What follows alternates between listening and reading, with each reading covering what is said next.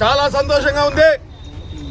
దానికి కారణం మా బలిజ కులానికి ఆరోగ్య దైవం శ్రీకృష్ణదేవరాయలు గారి 555వ జయంతికి ఈరోజు పలమనేరులో బలిజ అభ్యుదయ సేవా సంఘం అధ్యక్షులు నా తమ్ముడు రూపేష్ గారు, నాకు తండ్రితో సమానమైన మా గౌరవాధ్యక్షులు సుధాకరణ గారు, ప్రతి ఒక్కరి అందరి కలయికతో ఈరోజు రంగరంగ వైభవంగా ఈ జయంతి జరుగుతున్నది.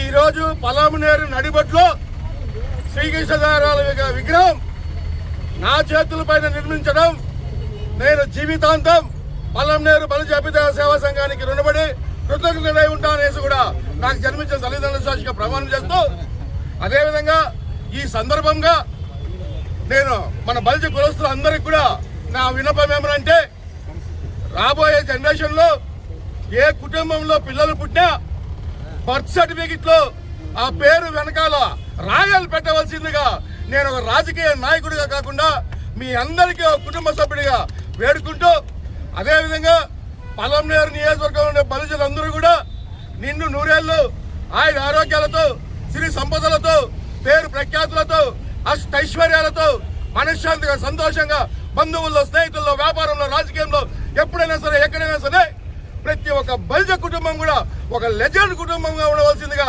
మా కులదైవమైన కైవారం తాత పాదాలకి, శ్రీకృష్ణదేవరాయలు గారి పాదాలకి వేడుకుంటూ ప్రార్థిస్తూ అర్థిస్తూ సదా మీ సేవలో డాక్టర్ ఆకుల గణేం సార్.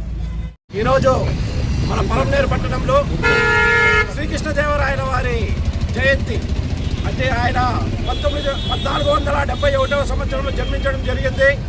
ఈరోజు వారికి 555 సంవత్సరాలు పూర్తయి 556వ సంవత్సరంలో అడుగుపెట్టడం జరిగింది. వారి జయంతిని మనం నిర్వహించుకోవడం జరిగింది. ఆయన గురించి మేము గొప్పగా గర్వంగా చెప్పుకునేది ఏమైనా ఉందంటే, వారు మన దక్షిణ భారతదేశంలోనే 500 సంవత్సరాల పూర్వం, 520-30 సంవత్సరాల పూర్వం హైందవ జాతిని, హైందవ ధర్మాన్ని నిలబెట్టిన చక్రవర్తి ఎవరైనా ఉన్నారంటే శ్రీకృష్ణదేవరాయల చక్రవర్తి గారు మాత్రమే. ఆయన అడుగు జాడల్లో నుంచి ఆయన తర్వాత ఛత్రపతి శివాజీ మహారాజు గారు వారు ఆయన అడుగు జాడల్లో నుంచి హైందవ ధర్మాన్ని వారు నిలబెట్టడం జరిగింది. అదేవిధంగా శ్రీకృష్ణదేవరాయలు వారి జీవిత కాలంలో ఒక్క యుద్ధం కూడా ఓడిపోవడం ఇంత జరగలేదు. ఆయన స్వయంగా కవి, పండితుడు. ఆయన తెలుగులో అముక్తమానదని రాసించి మన భారతదేశంలో మొట్టమొదటిసారిగా దేశ భాషలందు తెలుగు లెస్స అని సగర్వంగా ప్రకటించిన చక్రవర్తి మహారాజు ఎవరైనా ఉన్నారంటే, తెలుగు జాతికి, తెలుగు పదానికి ఇంత కీర్తి తెచ్చిన చక్రవర్తి ఎవరైనా ఉన్నారంటే అది కేవలం మన శ్రీకృష్ణదేవరాయల చక్రవర్తి గారు మాత్రమే. అదేవిధంగా వారు మా బలిజ కులంలో పుట్టడం మాకందరికీ ఎంతో గర్వకారణంగా ఉంది. మేము వారిగా పుట్టిన బలిజ కులంలో మేము పుట్టడం కూడా మేము మా జీవితాలు ఎంతో ధన్యం చేసుకుందని తెలియజేసుకుంటూ ఈరోజు ఈ కార్యక్రమాన్ని మా పలమనేరు బలిజ అభ్యుదయ సేవా సంఘం ద్వారా ఎంతో ఘనంగా నిర్వహించడం జరిగింది. ఈ కార్యక్రమానికి విచ్చేసినటువంటి ప్రతి ఒక్క బలిజ కులస్తులకి మరియు మీడియా మిత్రులందరికీ కూడా మా పలమనేరు బలిజ అభ్యుదయ సేవా సంఘం తరఫున ధన్యవాదాలు, కృతజ్ఞతలు తెలియజేసుకుంటున్నాం. దక్షిణాది రాష్ట్రాల్లోనే పేరుగాంచిన శ్రీ మహారాజు శ్రీకృష్ణదేవరాయలది 555వ జయంతి. ఈ జయంతి పురస్కరించుకొని పలమనేరు బాస్ బలిజ అభ్యుదయ సంఘం అందరూ, ఇక్కడ బలిజ కులస్తులందరూ కలిసి శ్రీకృష్ణదేవునికి ఘనంగా పూజలు జరిపి తదనంతరము అన్నదాన కార్యక్రమం కూడా భారీగా ఉంటుంది. శ్రీకృష్ణదేవరాయలు గారు కులాలకు అతీతంగా, మతాలకు అతీతంగా దక్షిణాది రాష్ట్రాల్లోనే బ్రహ్మాండంగా పరిపాలించిన రాజుల్లో ప్రథములు. మనకు గుడులైతే ఏమి, ప్రజలకు అవసరమైన చెరువులు అయితే ఏమి, దక్షిణాది రాష్ట్రాల్లోనే చాలా మంచిగా పరిపాలన చేసి వాళ్ళు అందరి మన్ననలు పొందారు. అలాంటి శ్రీకృష్ణదేవరాయలని 555వ జన్మదిన వేడుకలు ఈరోజు పలమనేరులో బాస్ బలిజ సంఘం ఆధ్వర్యంలో ఇక్కడ విగ్రహం దగ్గర పూలమాల సమర్పించి పూజలు చేసి అన్నదానం చేస్తూ ఘనంగా జరుపుకుంటున్నాము. దీనికి విచ్చేసిన మా బలిజ సభ్యులందరికీ మరియు దీన్ని కవర్ చేసిన మా మీడియా మిత్రులందరికీ ప్రత్యేక ధన్యవాదాలు తెలుపుతున్నాను. జై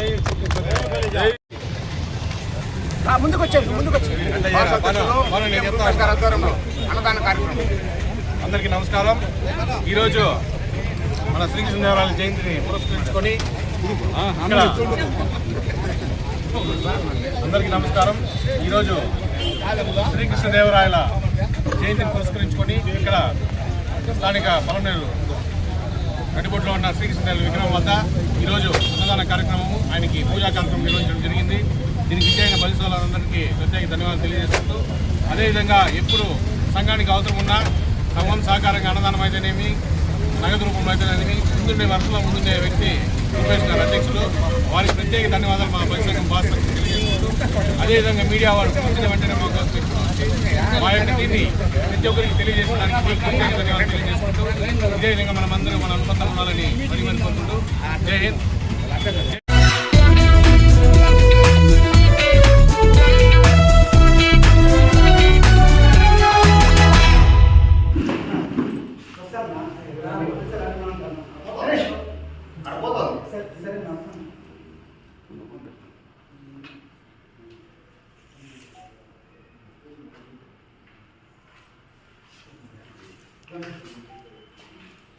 మీడియా మిత్రులకు మా ప్రత్యేక ధన్యవాదములు.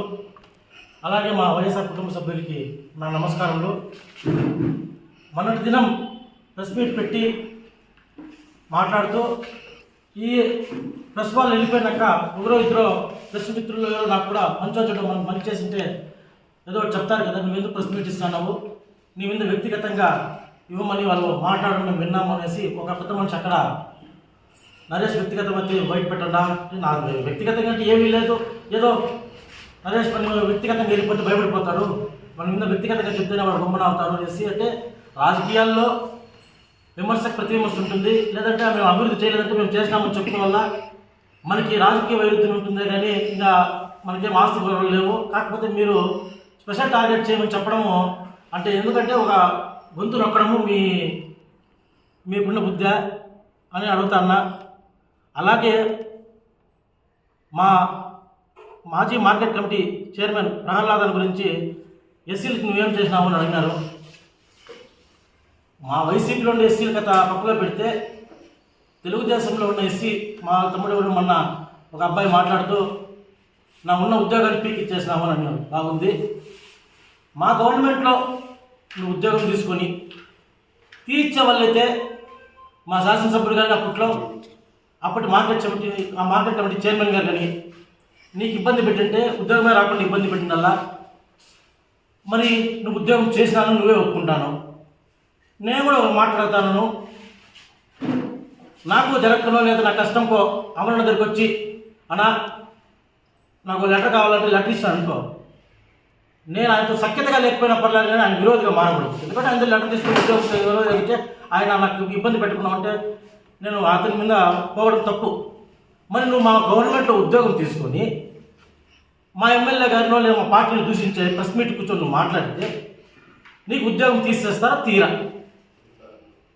దానికి అధికారులు కూడా అది అధికారులకు తెలిసి అధికారులు తీసే పని. ఇకపోతే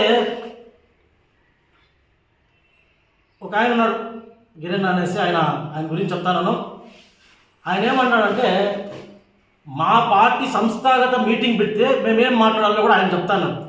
పోస్ట్ మార్టం చేసుకొని మేము ఎప్పుడో పోస్ట్ మార్టం 1 వీక్కే చేసేసినామన్నా.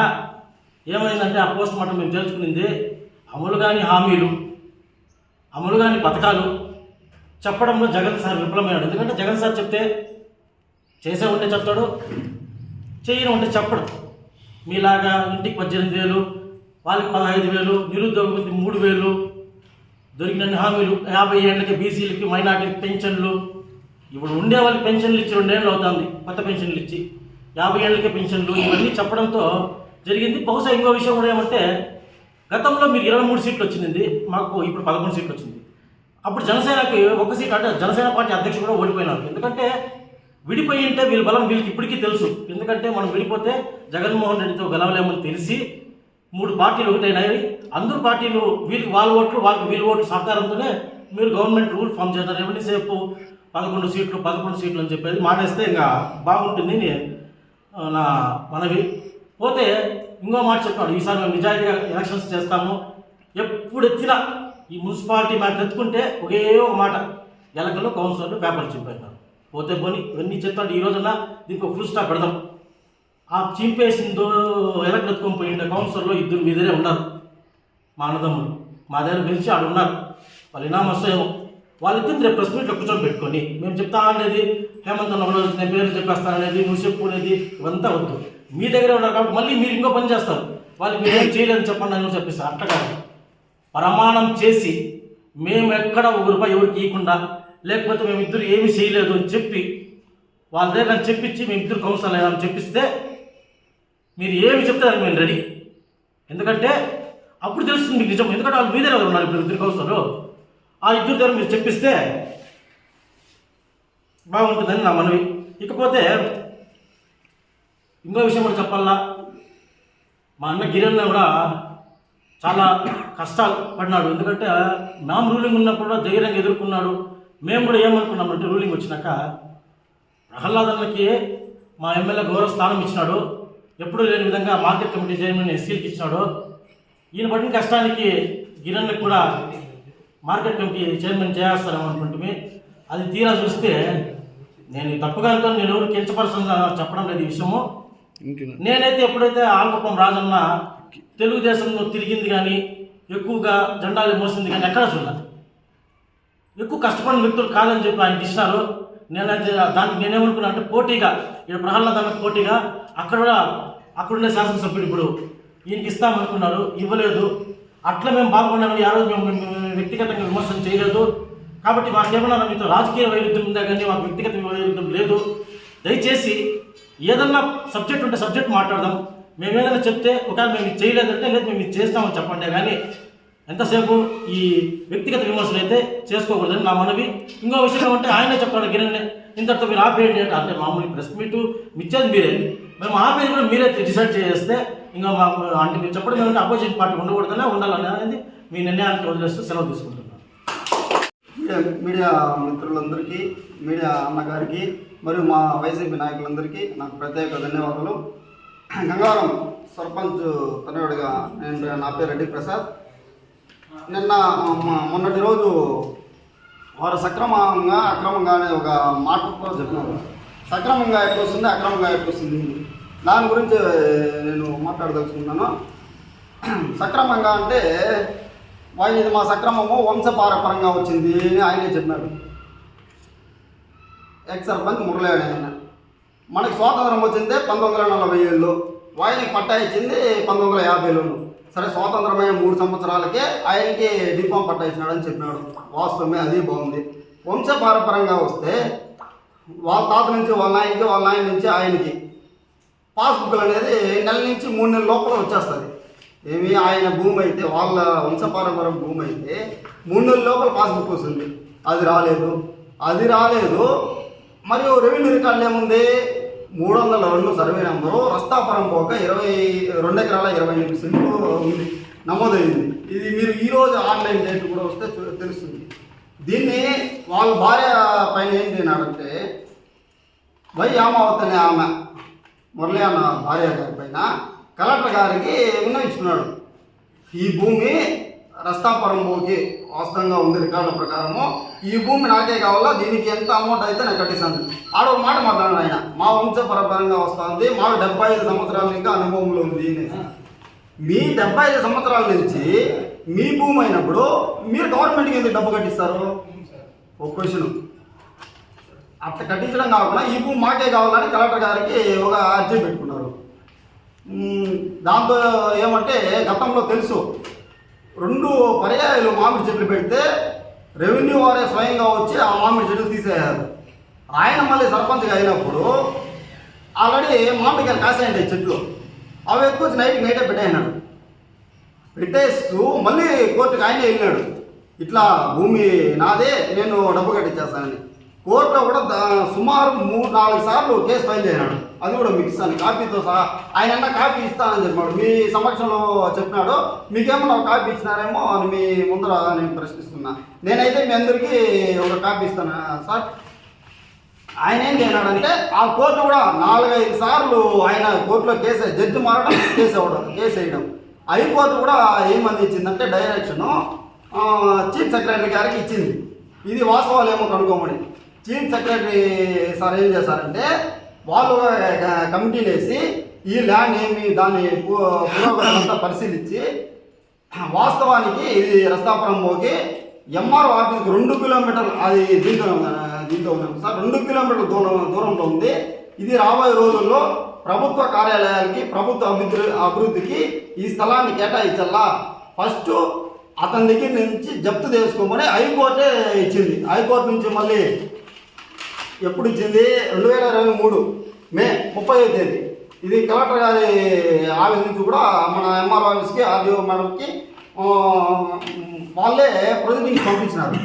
మా మాజీ శాసనసభ్యులు వెంకటేగౌడ గారు, మా మండల నాయకులు మంచోళ్ళు కాబట్టి నిన్నే జప్తు చేసుకోమంటే కూడా మా వాళ్ళు ప్రెజర్ చేయలే. ఎందుకో అది మా వాళ్ళు చేసే నీతి రాజకీయాలు. నువ్వు నీతి మాట్లాడినావు కదా, ఈ భూమి మా వంశపారపరంగా వచ్చిందనే. ఇదే చూడండి, ఈ కలెక్టర్ గారు కూడా మళ్ళీ ప్రొసీడింగ్స్ ఇచ్చినారు. చీఫ్ సెక్రటరీ గారు ప్రొసీడింగ్స్ కలెక్టర్ గారికి ఇస్తే కలెక్టర్ గారు ఆర్డీఓ మేడంకి, ఎంఆర్ఓ గారికి ప్రొసీడింగ్స్ పంపించినారు. ఏమి ఈ భూమిని వెంటనే జప్తు చేసుకోండి, అది రీసెంట్గానే 2023లో జప్తు చేసుకోండి. ఈ భూమి రాబోయే రోజుల్లో మన గవర్నమెంట్కి చాలా అవసరపడుతుంది, అభివృద్ధి కార్యాలయాలు కూడా కట్టేదానికి ప్లేస్ మనకు ఉంది అనేసి చెప్పినారు. ఇది సబ్జెక్టు. ఆయన మాట్లాడినాడు మళ్ళీ చెరువు పరంపోకు నాకు సబ్ డివిజన్ అయింది అనేసి.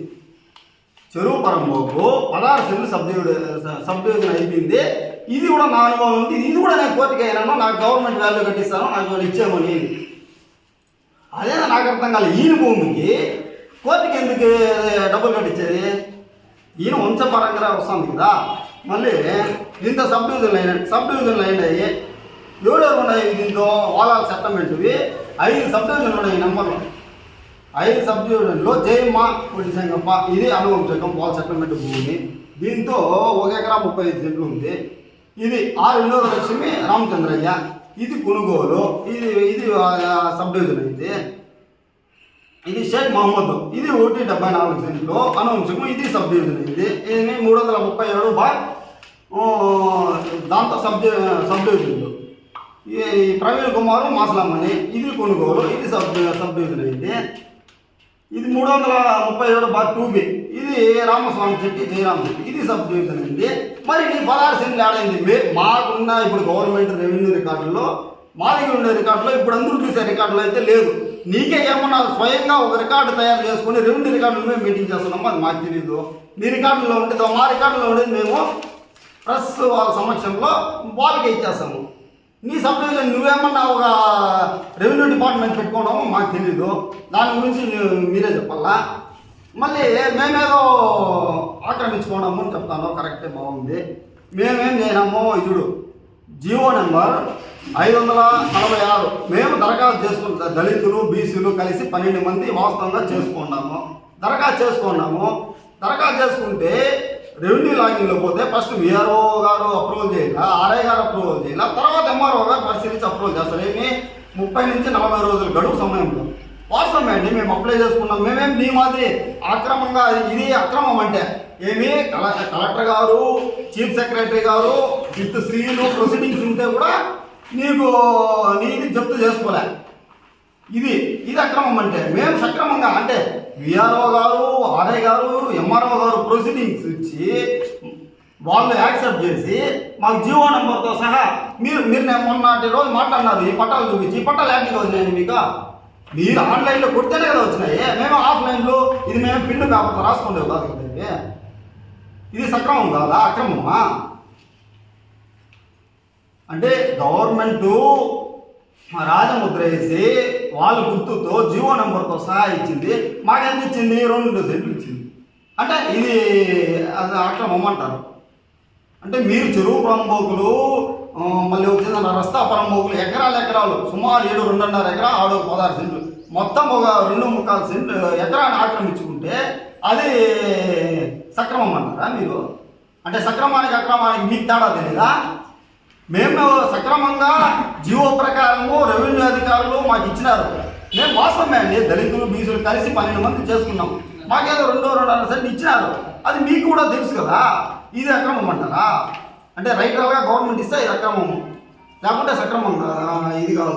ఇంకోటి నిన్న మనలో మాట్లాడినారు, పోలీస్ స్టేషన్లో అడిగితే వాళ్ళే చెప్తారు మా ప్రభుత్వంలో కేసులు పెట్టారా లేదా అని.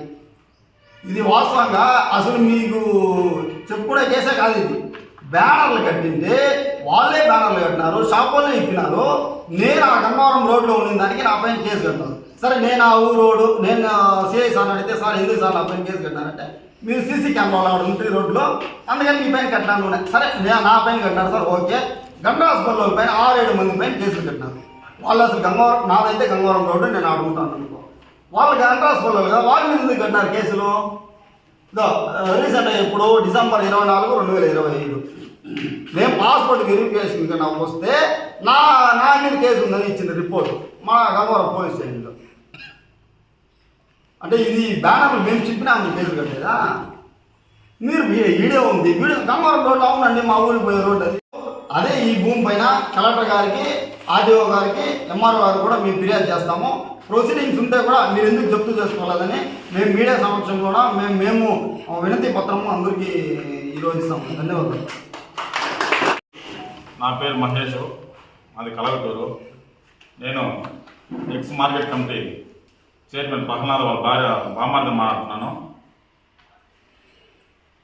మొన్నటి రోజు మా ఊరు సర్పంచ్ కుమారుడు పరమశివ మాట్లాడుతూ దళితులకి మీరు ఏం చేశారని అడిగినాడు. అందులో నా కలగటూరులో మీరు పుట్టారంటున్నారు, కలగటూరులో మీరు ఏం చేశారని అడుగుతున్నారు.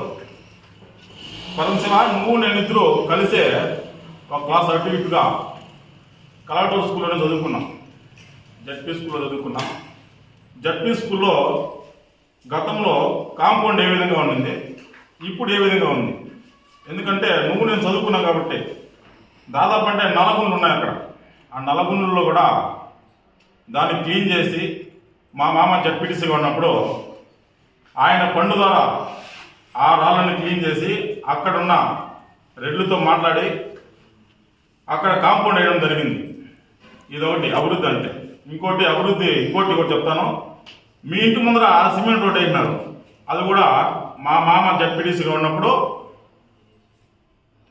Cement road. అది కాలువ కూడా మీ ఇంటి ముందు రీసెంట్గా కట్టినారు. మా మామ మార్కెట్ కమిటీ చైర్మన్గా ఉన్నప్పుడు కాలువ కట్టింది. ఇది అభివృద్ధి. ఇంకోటి కూడా అభివృద్ధి ఇంకా చెప్తాను. మనం దళితులమైనప్పుడు శ్మశానం అందరికీ అవసరం. నువ్వు సర్పంచ్ 5 ఏళ్ళు, 2 నెలలు అయిపోతుంది. 5 ఏళ్ళలో ఏ రోజైనా శ్మశానంలో పోయి ఒక చెట్టు మీద నువ్వు చెప్పు, 2 రోజులు జేసీబీ ఫ్రీగా డీజిల్ పోసి ఆ శ్మశానం క్లీన్ చేసుకోమని జేసీబీ పంపించినాడు. నేనే దగ్గర క్లీన్ చేసినా, మీకు ఫోటో కూడా ఇస్తాను. నీకు తెలిదేమో, తెలుసు, కానీ నువ్వే అడిగినావు దీనికైనా బిల్లు పెట్టినేస్తారేమో అనేసి. బిల్లు పెట్టిన సంస్కృతి మాది కాదనైనా, మేము పైపైన ఏంటి ఆ పైపైన కూడా బిల్లు పెట్టుకున్నారు మీరు.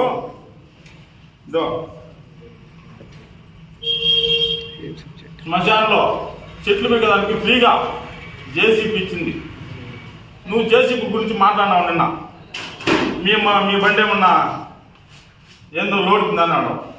కలగటూరులోకి పోయి పలానా వాళ్ళ బండి పలానా పని ఏం చేస్తున్నారంటే అది పలానా బండి అంటారు. నువ్వు చెప్పిన మాట, ఆ మాట మళ్ళీ నువ్వు చెప్పను.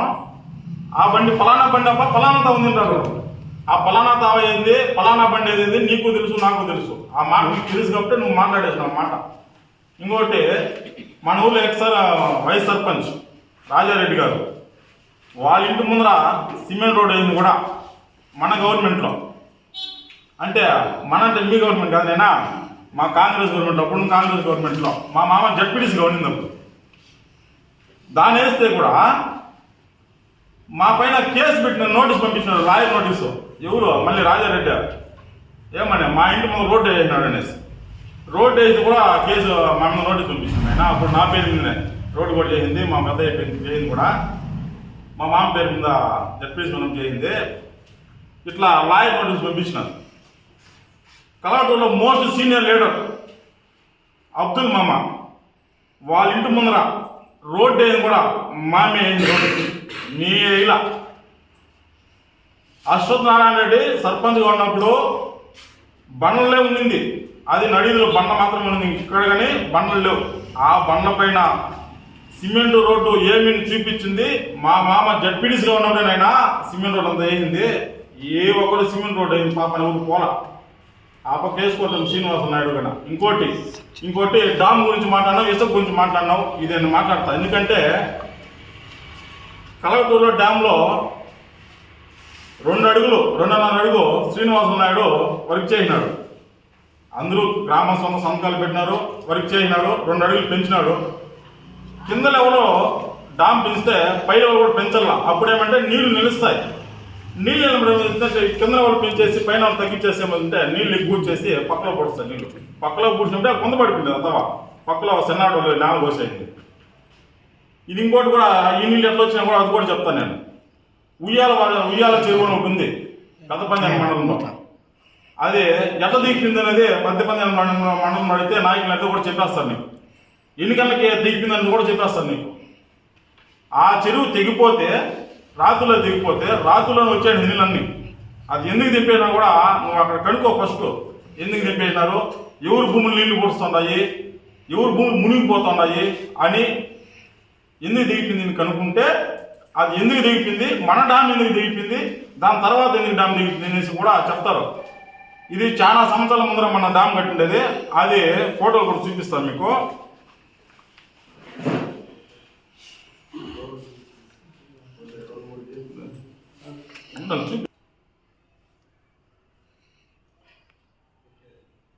ఇది డ్యామ్, మా ఊరి డ్యామ్ నా ఇది. ఈ డ్యాము ఇక్కడ పెంచినారు, పైన లెవెల్లో 2 అడుగులు పెంచేసినారు. 2 అడుగులు పెంచినప్పుడు పైన కూడా మట్టి తోలితే ఈ లెవెల్కి ఆ లెవెల్కి మ్యాచ్ చేయకుండా కింద నీళ్ళు వెళ్ళిపోతాయి. ఈ లెవెల్ పెంచేసి పై లెవెల్ పెంచకపోతే ఏమవుతుందంటే పక్కలో నీళ్ళు వెళ్ళిపోతాయి, ఎక్కువ నీళ్ళు వచ్చినప్పుడు. అప్పుడు ఈ డ్యామ్ పోసేది. దీని తర్వాత ఇంకో డ్యామ్ కింద కూడా కట్టినారు.